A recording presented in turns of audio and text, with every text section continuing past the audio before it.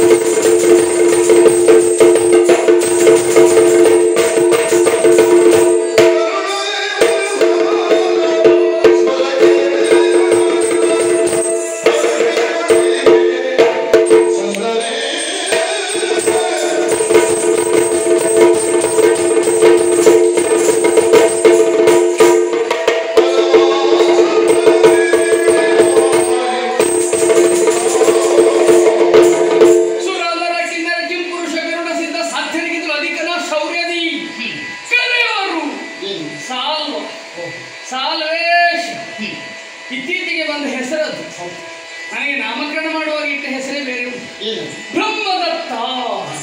ಬ್ರಹ್ಮನಿಗೂ ಪ್ರದತ್ತವಾಗಿ ಸಿಕ್ಕಿರಬಹುದಾದ ಹುಡುಗರೆಂಬ ಹಾಗೆ, ಆದ್ರೆ ಸೌಭರಿಯ ಅಧಿಕಾರಿಯಾಗಿದ್ದೇನೆ. ಸೌಭರಿ ಎಂಬ ಹಾಗೆ ನನ್ನಲ್ಲಿರುವ ಒಂದು ವಿಮಾನ ವಿಶೇಷ, ಅದರ ಸೌಭೇಶ. ಅದೇನು ಮಾಡುವ, ಇಷ್ಟು ವಿಕ್ರಮವು ಪರಾಕಾಷ್ಠೆಯು ಪ್ರತಿಷ್ಠೆಯು ಇದ್ದಂತ ನಾನು ನಿನ್ನನ್ನೇ ಮದುವೆ ಆಗಬೇಕೆನ್ನುವ ಹಾಗೆ ಮನದಿಂಗಿತ್ತು. ಅದನ್ನು ನಿನ್ನಲ್ಲಿ ಹೇಳಿಕೊಂಡಿದ್ದೇನೆ. ನಿನ್ನ ಮನಸ್ಸಿನಬಹುದಾಗಿರುವ ನನ್ನ ಕುರಿತಾದ ಭಾವನೆ ಏನು? ಮನಸ್ಸಿನವರು ಮಾರ್ಗವಿಲ್ಲದ ಸ್ಥಿತಿಯನ್ನು ಬಂದದ್ದು. ಏನಾಯ್ತು?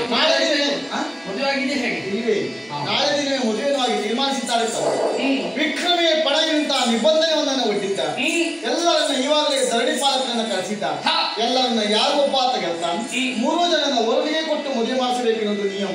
ಅಲ್ಲಿ ನಡೆಯುವಂತಹ ಸಂಯಮದಲ್ಲಿ ಪಾಲ್ಗೊಂಡು ದಾನೀಶ್ವರನ್ನು ಗೆದ್ದರೆ ಮದುವೆ ಅವರಿಗೆ ಮುಗುವ ಅವಕಾಶ. ಕಣ್ಣಿಗೆ ಕಾಣುವುದು ದೃಷ್ಟವಾಗುತ್ತದೆ, ಕಣ್ಣಿಗೆ ಕಾಣದೇ ಇರುವ ಸೌಭಾಗ್ಯದ ಅದೃಷ್ಟವಾಗುತ್ತದೆ. ನನಗೆ ಪಾಲಿಗೆ ಅದನ್ನ ಪಾಲಿಗೆ ಒದಗಿ ಬಂದ ಅದೃಷ್ಟವೆಂದು ಕಾಣುತ್ತದೆ. ಒಂದು ಬಯಸಿದ ಹೆಣ್ಣಿಗೆ ಬದಲಾಗಿ 3 ಮಂದಿ ಹೆಣ್ಣನ್ನು ಮದುವೆ ಆಗಬಹುದಾದ ಇವಾಗ ನೋಡು. ಬಯಸಿದ್ದು ನಿನ್ನನ್ನ ಆದ್ರೆ ಎಲ್ಲವರನ್ನು ಗೆದ್ದದೆ ಹೌದು ಅಂತ ಇನ್ನೊಂದಿಗೆ ಇನ್ನೂ ಇಬ್ಬರು ಒಟ್ಟಿಗೆ 3 ಮಂದಿ. ಹಾಗಾದ್ರೆ 3 ಹೆಣ್ಣಿರಿಗೆ ಮುದ್ದಿನ ಗಣ್ಣಾಗುವುದು ಯೋಗ ಬಾಯಿ ನನ್ನ ಪಾಲಿ ದಕ್ಕಿತು ಅಂತ ನಿನ್ನೆ ಹಾಕಿ ಬಿಡುತ್ತೇನೆ. ಅಂದರೆ ಬರೋ ದಾನೇಶರು ಮೆಟ್ಟುತ್ತೇನೆ ಕುಟ್ಟುತ್ತೇನೆ, ನಾ ಮದುವೆ ಆಗುತ್ತೇನೆ.